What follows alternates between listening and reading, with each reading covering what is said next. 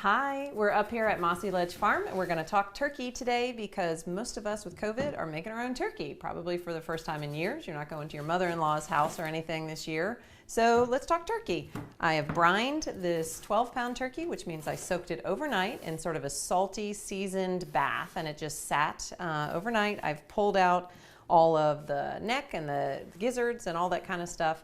Jonathan is cutting up vegetables for me, and we're gonna stuff them all inside and get on it. Okay, so it's a plain turkey at this point, just brined. What I'm gonna do is start off by putting a little bit of the seasoning down in the gully of it, per se, and then I'm gonna start getting some of these great vegetables from Jonathan. What do you have over here? We have onions, both white ones and purple ones. We've got some leeks, and we've got celery. Nice.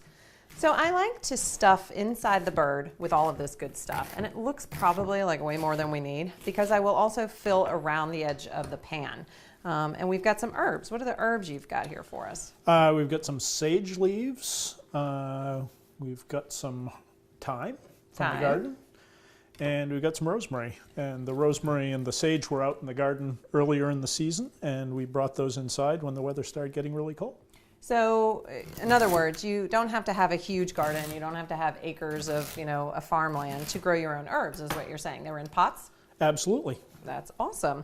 And part of what we're trying to do up here is inspire other people to grow their own herbs and then, brine a chicken, try and do something that you probably haven't done before, or a turkey, as the event would have it. And see how it comes out. So we are shoving all this stuff up in here. This is great. I'm going to use most of these in the bottom now. And what happens with all these veggies is they're going to cook down, and I'm going to put them in the gravy. All right. So I then have 1 stick of butter melted that I pour over the top. Some people like to use olive oil. I like the flavor of butter better on my turkeys, but you can use whatever you like. A little seasoning on top. Again, that same that I put inside the bird. It's already pretty salty, so a little salter down. A little bit of broth around on the veggies. And then we're putting this in a 500-degree oven for about an hour and a half. So let me show you what we did this morning. Let's pull that one out. All right, we've got one already here, and Jonathan is going to show you the best way to carve it. So look at that. I keep it covered with foil for about the first hour, uncovered for the second 30 minutes, and then it comes out golden and delicious. Let's see how this goes. And super, super moist, and it's already seasoned. You'd be amazed. See, there you can see the onions are all cooked down, and that is going to be a fantastic liquid to make gravy. So learning how to carve a turkey is definitely a skill. Jonathan and I have both had a fair amount of practice, but he is our master carver here at the house.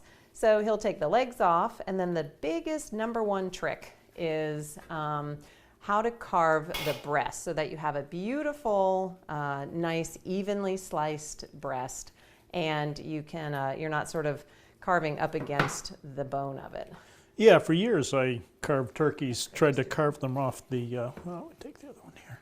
Carve them off the side of the bird. Yeah, and it never really worked very well, so. Yeah, we'll take that one back and we'll show them how to slice it up.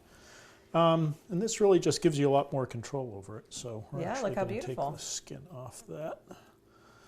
And then trying to cut across the grain, so we're going to take little gentle little slices.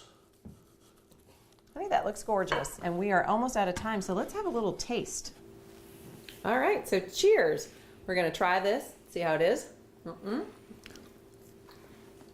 Yum, actually. Really moist, perfectly seasoned, kind of a little bit salty, which is what you want. You want to feel the seasoning.